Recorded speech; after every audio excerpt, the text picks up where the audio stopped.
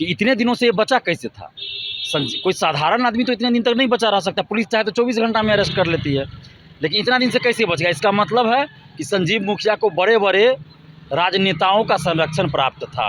ये BPSC TRE 3 सिपाही भर्ती पेपर लीक में भी इसका नाम आया है, और भी कई तरह के पेपर लीक में इसका नाम और इसके बेटे का नाम आया है कि संजीव मुखिया पे कार्रवाई होनी चाहिए, कठोर कार्रवाई, और जितनी इसकी संपत्ति है, जहाँ जहाँ संपत्ति है, उस सब को जब्त करे सरकार। तो खान सर क्यों नहीं उजागर करे? इसका मतलब क्या समझा जाए कि खान सर भी क्या इस पूरे मामले में संलिप्त है और इनको हिस्सा मिल गया तो चुप हो गए? तो इसको राजनीतिक संरक्षण क्यों मिल रहा है संजीव मुखिया को और इसके परिवार को? संजीव मुखिया का तो नाम आपने सुना होगा। जिस तरीके से प्रदेश में जो प्रश्न पत्र लीक हुए और बड़े बड़े जो नीट पेपर हो, चाहे सिपाही भर्ती हो, चाहे बीपीएससी TRE 1 TRE 2 का हो, उसमें उनकी संलिप्तता पाई गई। लेकिन आखिर 1 साल के बाद संजीव मुखिया की गिरफ्तारी हुई है। आज कोर्ट का भी मामला सामने आया था। इस वक्त हमारे साथ बातचीत करने के लिए छात्र नेता दिलीप है। दिलीप जी, सवाल ये है कि संजीव मुखिया की गिरफ्तारी हुई, पहले इसके ऊपर आपकी क्या प्रतिक्रिया है? देखिए, सबसे पहले तो इतने बड़े माफिया, शिक्षा माफिया, परीक्षा माफिया की गिरफ्तारी हुई है, इसके लिए हम आर्थिक अपराध इकाई को धन्यवाद देते हैं, पटना पुलिस, बिहार पुलिस को धन्यवाद देते हैं, सरकार को भी धन्यवाद देते हैं कि चलिए देर से ही सही इस बड़े शिक्षा माफिया की गिरफ्तारी हुई है। लेकिन सवाल भी है हमारा सरकार से कि इतने दिनों से ये बचा कैसे था। कोई साधारण आदमी तो इतने दिन तक नहीं बचा रह सकता, पुलिस चाहे तो 24 घंटा में अरेस्ट कर लेती है, लेकिन इतना दिन से कैसे बच गया। इसका मतलब है कि संजीव मुखिया को बड़े बड़े राजनेताओं का संरक्षण प्राप्त था और अभी भी प्राप्त होगा। तो इस संजीव मुखिया के ऊपर किसका हाथ है और इसके नीचे कौन लोग हैं, उन लोगों को भी पकड़ा जाना चाहिए, क्योंकि संजीव मुखिया अकेला ऐसा आदमी तो होगा नहीं जो पेपर लीक करा लेगा। इसके गिरोह में बहुत लोग होंगे शामिल, तो सबको पकड़ा जाना चाहिए। और ये संजीव मुखिया कोई एक नीट पेपर लीक का नहीं है जी। ये बीपीएससी TRE 3 सिपाही भर्ती पेपर लीक में भी इसका नाम आया है, और भी कई तरह के पेपर लीक में इसका नाम और इसके बेटे का नाम आया है। तो ये तो समझिए कि समझिए कि ये तो हजारों लाखों युवाओं की हत्या करने जैसी बात हो गई। शैक्षणिक हत्या ही संजीव मुखिया ने किया है लाखों युवाओं का, क्योंकि एक परीक्षा का पेपर लीक होता है तो लाखों स्टूडेंट्स प्रभावित होते हैं उससे, और संजीव मुखिया और इनके बेटे ने मिलकर कई परीक्षाओं का पेपर लीक करवाया है। ये तो पकड़े गए हैं कुछ पेपर लीक में ना, बहुत में तो नाम भी नहीं आया होगा। पहले भी अन्य जो एग्जाम हुए हैं उनमें भी नाम है, उसमें भी नाम है, लेकिन कुछ में नाम भी नहीं आया है। कुछ में तो पता ही नहीं चला कि पेपर लीक है बाहर, जैसे TRE 2 का बाहर नहीं आया था, बाद में पता चला कि TRE 2 का भी पेपर लीक था। इसी तरह बहुत सारी परीक्षाओं का पेपर लीक करवाया होगा। ये अलग बात है कि सार्वजनिक नहीं हुआ।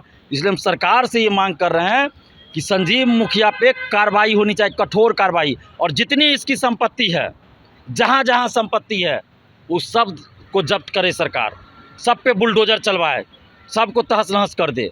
क्यों नहीं कर रही है सरकार? गरीब का झोपड़ी उजाड़ने के लिए होता है। अगर अतिक्रमण के नाम पे पटना में हो या कहीं भी देखिए, गरीब का झोपड़ी उजड़ जाता है, लेकिन जो लाखों युवाओं का शैक्षणिक हत्या किया है, उस संजीव मुखिया का क्यों नहीं छीना जा रहा है घर? क्यों नहीं उसका अपार्टमेंट, बड़ा बड़ा बिल्डिंग कहाँ कहाँ बनाया होगा, एक से एक बिल्डिंग होगा पटना में, कहाँ कहाँ इसका होगा, सब पता करे, पूछताछ में, और सबको ध्वस्त किया जाए, जब्त करे और ध्वस्त करे सबको। क्या संजीव मुखिया की गिरफ्तारी, जो कि बड़े पेपर लीक के मास्टरमाइंड है, अगर उनकी गिरफ्तारी हुई है तो क्या अब जो है पेपर लीक के जो घटनाएं हैं उसके ऊपर विराम लगेगा? देखिए, बिल्कुल विराम नहीं लगेगा, कम ज़रूर होगा, लेकिन विराम नहीं लगेगा। इसलिए मैं कह रहा हूँ कि जब तक संजीव मुखिया को संरक्षण देने वाले और संजीव मुखिया के गिरोह में शामिल सभी लोगों पे, कोचिंग शिक्षक, कोचिंग माफिया, नेता, अधिकारी, छोटे मोटे दलाल जो होंगे, बड़े दलाल होंगे, उन सब पे जब तक कार्रवाई नहीं होगी, सबको जेल नहीं भेजा जाएगा, तब तक पेपर लीक कैसे रुकेगा? क्योंकि संजीव मुखिया अकेला तो है नहीं, उसका बेटा तो जेल में था और जेल से पेपर लीक करवा रहा था। शिव कुमार शायद उसके बेटे का नाम है ना, तो जेल से करवा रहा था, कैसे काम करवा रहा था। इसलिए मैं इसकी पत्नी को टिकट कौन दिया? अभी भी आज एक अखबार में छपा है कि ये गांव में भोज दे रहा था कुछ दिन पहले, और ये अपनी पत्नी को चुनाव में टिकट दिलवाने वाला था किसी पार्टी से, और चुनाव लड़वाएगा नालंदा के किसी जगह से, हरनौत या कहीं से। अब पहले भी 2020 में भी लड़ा, तो इसकी पत्नी लड़ी थी चुनाव। तो इसको राजनीतिक संरक्षण क्यों मिल रहा है संजीव मुखिया को और इसके परिवार को? संजीव मुखिया को या इनके पत्नी को टिकट क्यों दिया जा रहा है चुनाव में? तो ये कानून भी बने कि जो भी पार्टी शिक्षा माफियाओं को टिकट देती है, उस पार्टी की जो निबंधन वाली बात होती है चुनाव आयोग से, वो रद्द किया जाए, और वो पार्टी चुनाव नहीं लड़ सकता। जो नेता दे उसका बहिष्कार होना चाहिए। और कौन कोचिंग शिक्षक है? संजीव मुखिया कोचिंग नहीं चलाते हैं जी। और ना ही इसके पास कुछ ऐसा है कि स्टूडेंट इसके पास आएगा, तो इसको स्टूडेंट कोई ना कोई तो दे रहा होगा। तो कौन कोचिंग शिक्षक है जो संजीव मुखिया को स्टूडेंट्स दे रहा था, परीक्षार्थी दे रहा था? क्योंकि ये पेपर लीक करा कर करता क्या था, ये तो परीक्षार्थी को बेचता था ना, सॉल्वर गैंग रखकर सॉल्व करा कर बेचता था आंसर या क्वेश्चन। तो अभ्यर्थी कहाँ से इसको मिलता था? कौन कोचिंग वाला है नालंदा का, पटना का या किसी भी जिला का जो संजीव मुखिया को स्टूडेंट्स प्रोवाइड करता था? उस कोचिंग वाले को भी पकड़ा जाना चाहिए। बीपीएससी TRE 3 में 266 लोग पकड़े गए पेपर लीक मामले, वो किस कोचिंग के स्टूडेंट थे? क्यों नहीं उस पर आज तक कार्रवाई हुई? क्यों नहीं उसको आजीवन प्रतिबंधित किया गया? क्यों नहीं उस कोचिंग वाले को पकड़ा गया? क्यों नहीं कोचिंग वाले से पूछताछ हुई जिस कोचिंग के वो स्टूडेंट से? और किसके थ्रू ये संजीव मुखिया से मिला, या इसके बीच का मीडिएटर दलाल कौन है, और वो फिर किस कोचिंग वाले से कंसल्ट करता है? विशाल चौरसिया के बारे में आया था कि पटना के मुसल्लापुर हाट किसान कोल्ड स्टोर में वो किसी कोचिंग का पूरा पैसा का लेन देन करता था वही। तो कौन कोचिंग है, उसका नाम क्यों नहीं सार्वजनिक हुआ? अखबारों में खबर छपी थी कि पटना के 3 कोचिंग शिक्षक पेपर लीक में संलिप्त है। उन कोचिंग शिक्षकों पर आज तक कार्रवाई क्यों नहीं की गई? कार्रवाई होनी चाहिए ना। तो मैं सरकार से ये मांग कर रहा हूँ कि संजीव मुखिया से पूछताछ करी हो ही रही है, जिसका भी नाम आए सबके ऊपर कार्रवाई हो। और 1000 करोड़ रुपए का घोटाला जो 17वीं BPSC में खान सर ने कही है बात, तो उसकी भी जांच होनी चाहिए। क्योंकि खान सर ने जब कही है बात तो उसकी जांच होनी चाहिए कि 1000 करोड़ किसके खाते में गया, किस अधिकारी के खाते में, किस कंपनी के खाते में, किस अधिकारी की पत्नी के खाते में गया। तो उसकी जांच क्यों नहीं कर रही है सरकार? और सरकार या आर्थिक अपराध इकाई क्यों नहीं खान सर से पूछताछ कर रही है? पूछताछ होनी चाहिए खान सर से। और खान सर भी अगर सच में छात्र हित ऐसी होते तो उस अधिकारी का, उसकी पत्नी का नाम उजागर करते, जैसा कि मैं करता आया हूँ। जिसका भी होता है हम नाम उजागर करते हैं।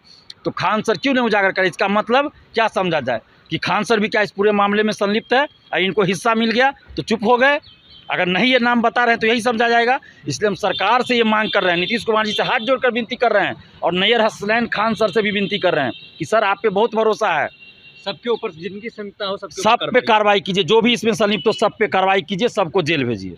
ये आप सुन रहे थे छात्र नेता दिलीप को, जो कि बड़े बड़े आंदोलन भी आए दिन पटना में करते रहते हैं, अगर पेपर लीक का मामला हो या फिर किसी भी छात्र हित से जुड़ा मामला हो। लेकिन संजीव मुखिया की गिरफ्तारी हुई है, जो कि बड़े परीक्षा के मास्टरमाइंड माने जाते हैं, और उनकी गिरफ्तारी हुई है। उसको लेकर इन्होंने क्या कुछ कहा, तमाम बातें इन्होंने खुलासा किया, और इन्होंने साफ तौर पर कहा कि इसके अंदर जो भी हो, जिनकी भी संलिप्तता पाई जाए, सबके ऊपर कड़ी से कड़ी कार्रवाई हो, और मुख्यमंत्री जी से इन्होंने सीधे हाथ जोड़ लिया। फिलहाल के लिए इतना ही। आगे की अपडेट के लिए बने रहिए फर्स्ट बिहार झारखंड पर। मैं sir Singh, Patna. Panorama group, जो सोचता है वो करता है, आपके अपने सपनों का आशियाना।